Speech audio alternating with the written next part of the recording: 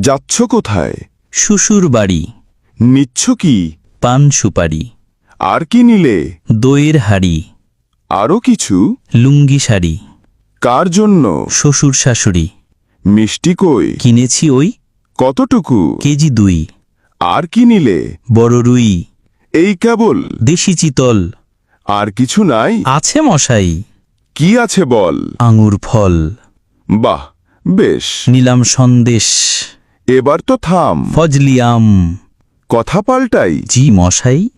মা কেমন তর? রাখি না খবর। কেন ওরে? থাকেন দূরে।